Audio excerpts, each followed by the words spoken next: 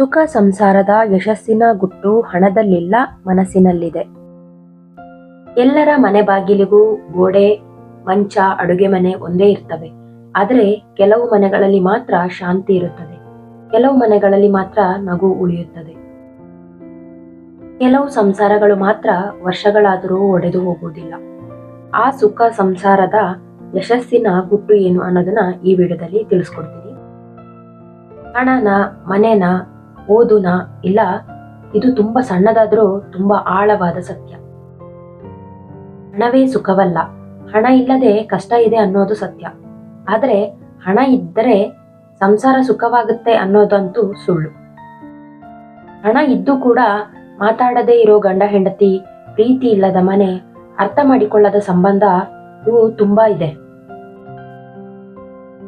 ಸುಖ ಸಂಸಾರಕ್ಕೆ ಹಣ ಸಹಾಯ ಮಾಡುತ್ತೆ, ಆದರೆ ನಿರ್ಣಯ ಮಾಡೋದಿಲ್ಲ. ಮಾತನಾಡೋ ಕಲೆ, ಕಮ್ಯುನಿಕೇಶನ್. ಬಹುತೇಕ ಸಂಸಾರಗಳು ಮುರಿಯೋದಕ್ಕೆ ಕಾರಣ ಜಗಳ ಅಲ್ಲ, ಮಾತನಾಡದೇ ಇರೋದು. ನನಗೆ ಇದು ಇಷ್ಟವಿಲ್ಲ ಅಂತ ಹೇಳದೆ ಮನಸ್ಸಿನಲ್ಲೇ ಸಂಗ್ರಹ ಮಾಡ್ತಾ ಹೋಗ್ತವೆ. ಒಂದು ದಿನ ಮೌನವೇ ದೊಡ್ಡ ಶಬ್ದವಾಗಿ ಒಡೆದು ಹೋಗುತ್ತದೆ. ಸುಖ ಸಂಸಾರದ ಗುಟ್ಟು, ಕೋಪದಲ್ಲೂ ಮಾತನಾಡೋದು, ದುಃಖದಲ್ಲೂ ಹಂಚಿಕೊಳ್ಳೋದು.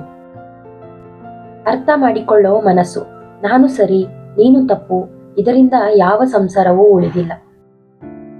ನಿನ್ನ ದೃಷ್ಟಿಯಲ್ಲಿ ನೀನು ಸರಿ ಅಂತ ಒಪ್ಪಿಕೊಳ್ಳೋದು ಸಂಸಾರ ಉಳಿಸೋ ದೊಡ್ಡ ಗುಟ್ಟು. ಗಂಡನಿಗೂ ಒತ್ತಡ ಇದೆ, ಹೆಂಡತಿಗೂ ನೋವು ಇದೆ. ಇಬ್ಬರಿಗೂ ತಮ್ಮದೇ ಯುದ್ಧ ಇದೆ. ಅರ್ಥ ಮಾಡಿಕೊಂಡಾಗಲೇ ಅಂತರ ಕಡಿಮೆಯಾಗುತ್ತದೆ. ಗೌರವ, ರೆಸ್ಪೆಕ್ಟ್.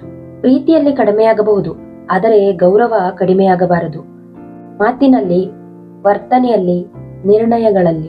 ಮಕ್ಕಳ ಮುಂದೆ ಒಬ್ಬರನ್ನೊಬ್ಬರು ತುಳಿಯದ ಸಂಸಾರ ಮಕ್ಕಳಿಗೂ ಕೂಡ ಸುರಕ್ಷಿತ. 5ನೇದು ಕ್ಷಮೆ ಕೇಳೋದು.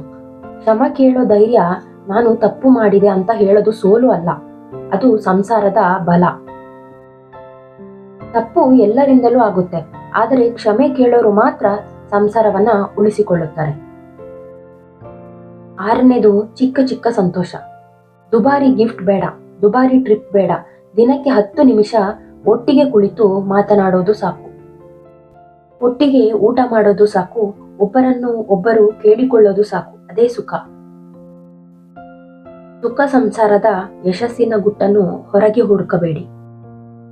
ಅದು ನಿಮ್ಮ ಮಾತಿನಲ್ಲಿ, ನಿಮ್ಮ ಮೌನದಲ್ಲಿ, ನಿಮ್ಮ ಸಹನೆಯಲ್ಲಿ, ನಿಮ್ಮ ಕ್ಷಮೆಯಲ್ಲಿ ಇದೆ. ಸಂಸಾರ ಅನ್ನೋದು ಪರಿಪೂರ್ಣವಾಗಿರಬೇಕೆಂದಿಲ್ಲ, ಸತ್ಯವಾಗಿರಬೇಕು ಅಷ್ಟೇ, ಅಲ್ಲೇ ಸುಖ ಇದೆ. ಪ್ರೀತಿ ಉಳಿದರೆ ಸಂಸಾರ ಉಳಿಯುತ್ತದೆ, ಸಂಸಾರ ಉಳಿದರೆ ಜೀವನ ಉಳಿಯುತ್ತದೆ, ಜೀವನ ಸುಂದರವೂ ಆಗುತ್ತದೆ. ಈ ಸೂತ್ರಗಳು ನಿಮಗೆ ಇಷ್ಟವಾಗಿದ್ದಲ್ಲಿ ಚಾನಲ್ ಅನ್ನು ಸಬ್ಸ್ಕ್ರೈಬ್ ಮಾಡಿ. ನಿಮ್ಮ ಅನಿಸಿಕೆ, ಅಭಿಪ್ರಾಯಗಳನ್ನು ಕಮೆಂಟ್ ಬಾಕ್ಸ್ನಲ್ಲಿ ಕಮೆಂಟ್ ಮಾಡಿ ತಿಳಿಸಿ.